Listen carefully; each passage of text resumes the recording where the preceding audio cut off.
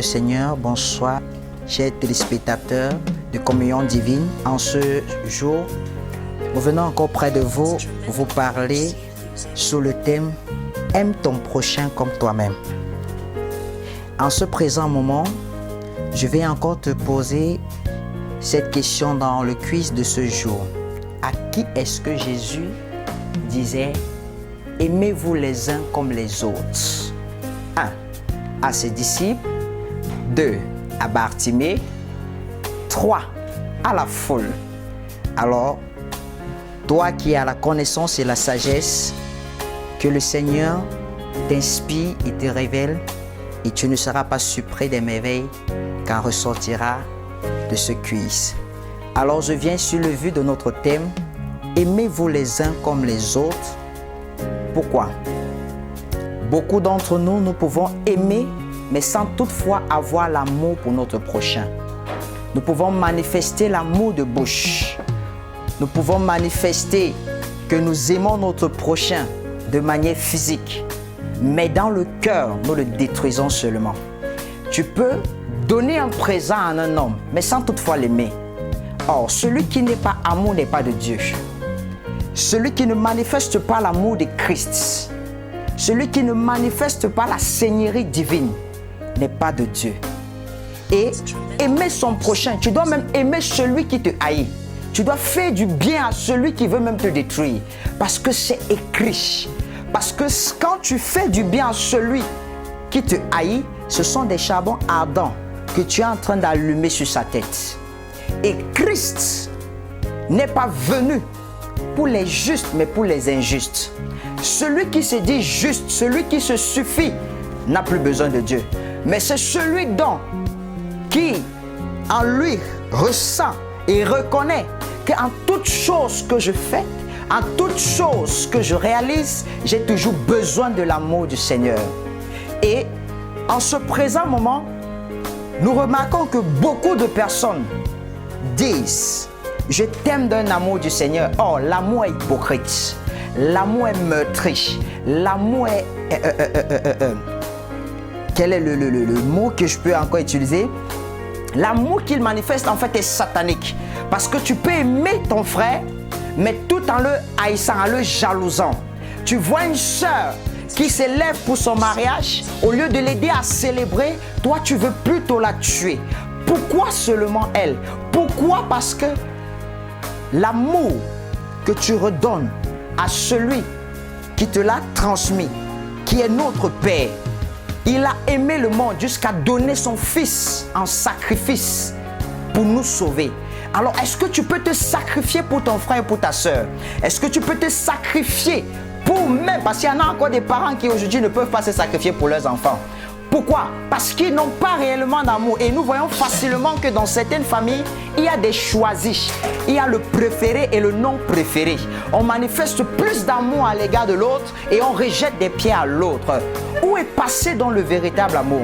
Où est passé cet amour que nous crions dans des églises, que nous crions dans le monde entier?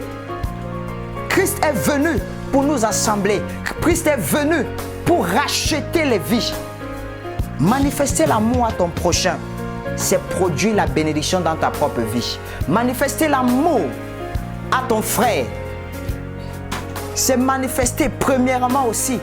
Lorsque tu lui manifestes cet amour, tu ne manifestes pas seulement l'amour à l'homme qui est envers toi, qui est devant toi, mais aussi ça donne une joie au regard de Dieu sur ta vie. Parce qu'il y a quelque chose qui sort au travers de cet amour. Car lorsque tu manifestes l'amour, tu es au-dessus de la méchanceté. Tu es au-dessus de la sorcellerie. La Bible dit que l'amour est au-dessus de tout. Elle surpasse toute chose. Mais lorsque nous n'avons pas d'amour, pourquoi? Jésus-Christ avec l'amour envers Pierre. C'est le pourquoi il a dit Pierre, avant même que le coq n'ait chanté 3 fois, tu m'aurais déjà régné. Mais cet amour que Christ avait en Pierre, c'est parce qu'il n'a pas vu, il a vu le potentiel que Pierre avait. Et il lui disait, Pierre, tu dis aujourd'hui que tu m'aimes, mais à un moment donné, ton amour sera éprouvé. À un moment donné, notre amour pour notre prochain est éprouvé. À quelle dimension nous pouvons l'aimer? À quelle dimension nous pouvons manifester notre amour envers celui que nous regardons de face et dire que je t'aime réellement d'un amour du Seigneur? Aujourd'hui, beaucoup de personnes le manifestent dans des églises. On chante « Christ t'aime, je t'aime ». Mais est-ce que c'est réellement l'amour du cœur? Est-ce que c'est réellement le vrai amour? Sinon, lorsque nous retournons dans le livre de l'Apocalypse 2 à partir du verset 4, il dit « Ce que j'ai contre vous, c'est que vous avez abandonné votre premier amour. » Pourquoi?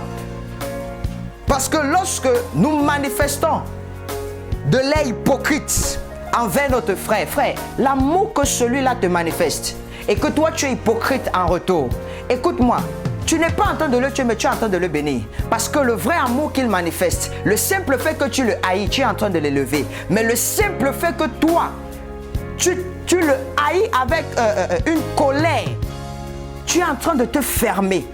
Tu es en train de freiner ta vie, tu es en train de freiner ta bénédiction, tu es en train de freiner ta grâce. Or, lorsque tu manifestes un amour pur, un amour sincère envers ton frère, envers ta soeur, de la même manière qu'il se réjouit, ta bénédiction est aussi à ta porte. De la même manière qu'il célèbre, le Seigneur célèbre aussi avec toi. De la même manière qu'il est élevé, tu es aussi élevé. Tu dois l'accompagner dans le vrai amour de sa célébration. Tu dois l'accompagner dans ce qui est dit. Si tu dis manifester cet amour que tu as pour Christ, Christ a aimé l'Église. C'est le pourquoi il s'est donné en sacrifice pour nous. Christ a aimé le monde. C'est le pourquoi il a été cloué à la croix pour nous. Parce que si Christ ne mourait pas par amour pour nous, c'est qu'il n'y a pas eu un nouveau monde. Parce qu'il était le sacrifice ultime du fruit du rachat. Il était le sacrifice ultime pour nous amener à la connaissance. Il s'est sacrifié pour que nous ayons à prospérer dans toutes nos entreprises. Il s'est sacrifié pour que nous puissions voir le fardeau de mon frère comme s'il était mien, le fardeau de ma soeur comme s'il était mien. Aimer son prochain, c'est de porter son bagage, c'est de le soutenir lorsqu'il est faible, c'est de le soutenir lorsqu'il est dans les moments difficiles, c'est d'essuyer ses larmes lorsqu'ils sont en deuil et de porter ce frère, cette soeur qui passe par des moments difficiles. Alors, je ne sais à qui ce message est adressé, mais ce que je viens te dire, si tu te dis enfant de Dieu, si tu te dis fille de l'Éternel, si tu te dis fils de l'Éternel, manifeste le véritable amour. Manifeste l'amour qui t'a été donné par Christ. Manifeste le sacerdoce qui t'a été donné par Christ. Parce que Christ est amour. Et celui qui manifeste un amour orgueilleux, frère, la présence de Dieu n'est pas en toi. Tu peux être pasteur, tu prêches Dieu, mais tu n'as pas d'amour. Tu peux être apôtre, tu prêches Dieu, mais tu n'as pas d'amour. Tout ce qui t'intéresse, c'est ce qui en ressort de ta propre personne. Or, un véritable homme de Dieu, une véritable femme de Dieu, c'est cette personne qui manifeste l'amour tout autour d'elle, qui manifeste les œuvres de l'Éternel. Parce que le Christ a donné pour nous son Fils unique, afin que quiconque croit en lui ait la vie et la vie éternelle, ou encore la vie en abondance. Je te bénis encore, toi qui m'écoutes en ce soir. Je peux encore prier en ce jour que le Saint-Esprit, celui-là qui est mort sur la croix de Golgotha pour nos péchés, celui-là qui s'est donné en sacrifice pour notre vie, de la même manière qu'il t'a aimé et qu'il a sacrifié son Fils unique, alors toi aussi, sois le sacrifice ultime de ta famille.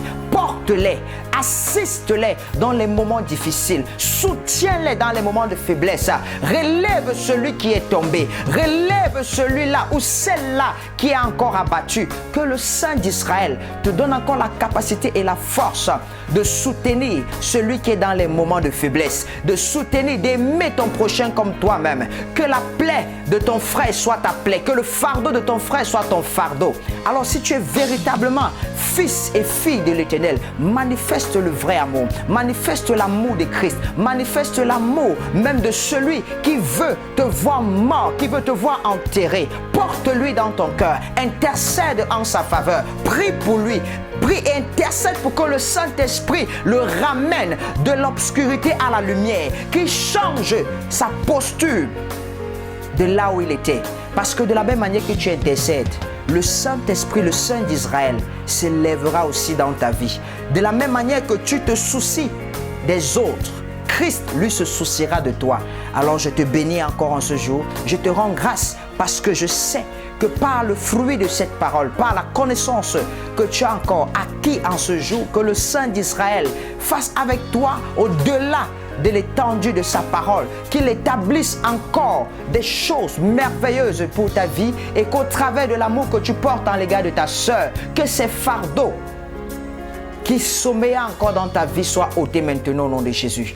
Et que tout ce qui était comme un fruit du mépris, du rejet, de l'humiliation, de la honte, ne soit point ton partage au nom de Jésus-Christ de Nazareth. Je te bénis, je te rends grâce parce que je sais qu'au travers de cette parole, tu changes ta mentalité d'aimer, tu changes ta façon d'aimer, tu changes ta façon de voir ton frère, tu changes ta façon de voir ta soeur et en ce jour, tu le regardes avec un amour et avec un sourire de l'Éternel. Que le Seigneur te bénisse, toi qui nous as encore écouté au travers de cette chaîne, que le Seigneur te remplisse davantage dans le puissant nom de Jésus-Christ de Nazareth que je t'ai prié. Amen.